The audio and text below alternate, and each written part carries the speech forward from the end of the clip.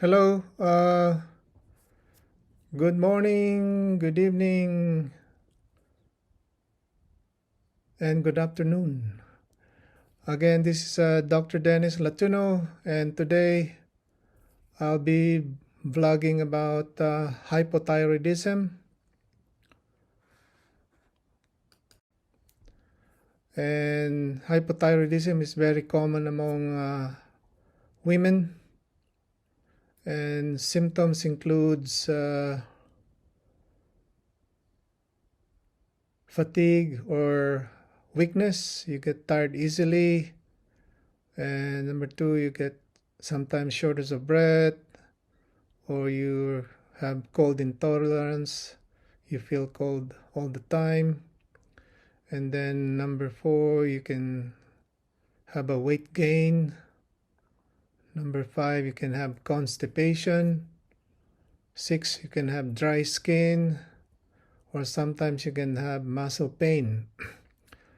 And also another symptom is irregular menstrual period. And sometimes you can have a cognitive dysfunction, or you have difficulty concentrating, or have a poor memory. Occasionally you'll develop depression.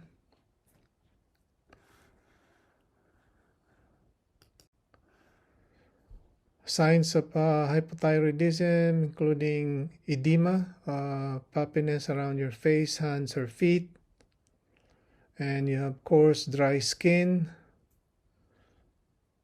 and sometimes you'll have bradycardia, meaning slow heartbeat, usually less than 60 beats per minute, and your diastolic blood pressure usually will be elevated. Second number usually greater than 80 to 90.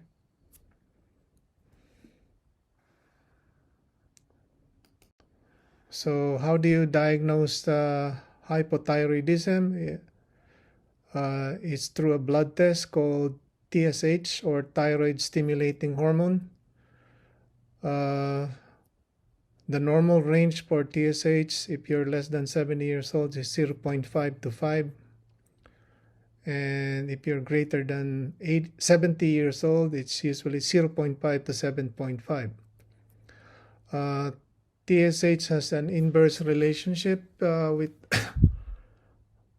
thyroid, meaning function. If your TSH is high, it means you're hypothyroid, but if it is low, that means you're hyperthyroid. But you also have to measure the free T4. Normal range will be 0.9 to 2.3. So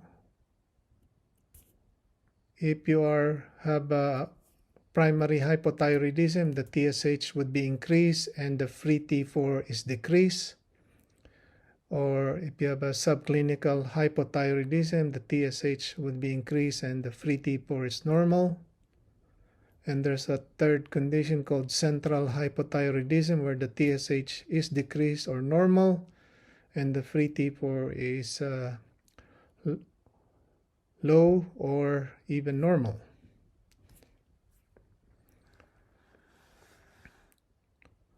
Okay, what are the causes of primary hypothyroidism? Usually in primary hypothyroidism, the most common cause is called autoimmune thyroiditis, which is also known as Hashimoto's thyroiditis.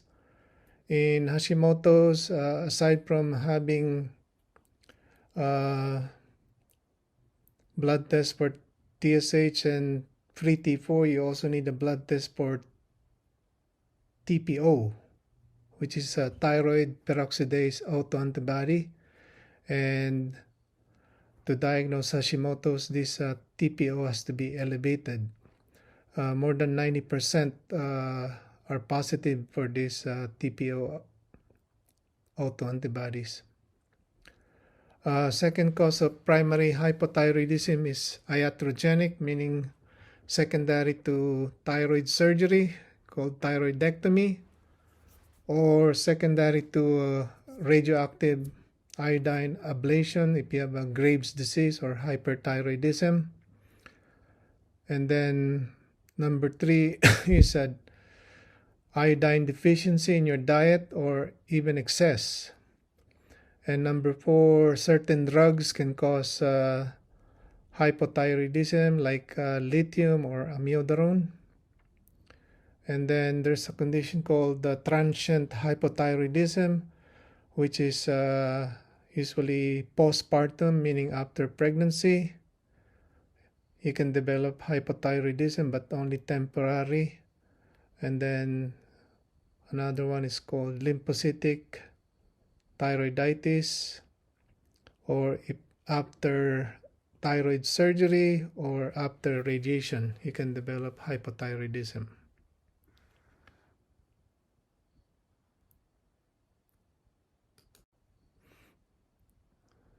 Now, the goal of treatment is, of course, to regain normal thyroid hormone levels, eradicate all the symptoms of hypothyroidism, and also if you have a goiter or enlarged thyroid, the goal is also to decrease the size of the goiter.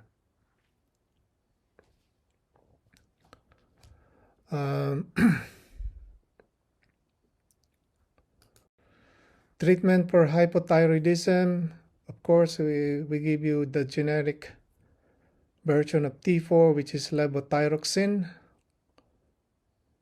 But for young patient, we usually give you the full dose, usually 1.6 microgram per kilogram per day.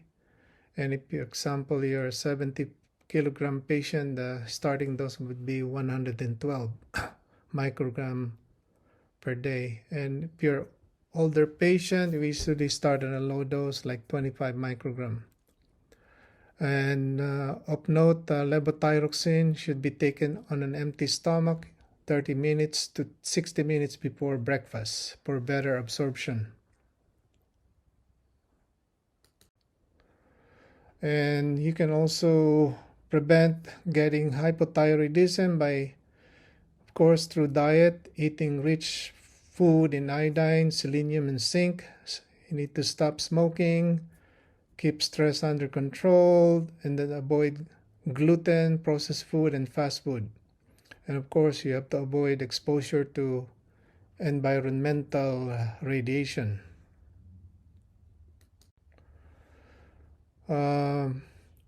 If you have a hypothyroidism and you start taking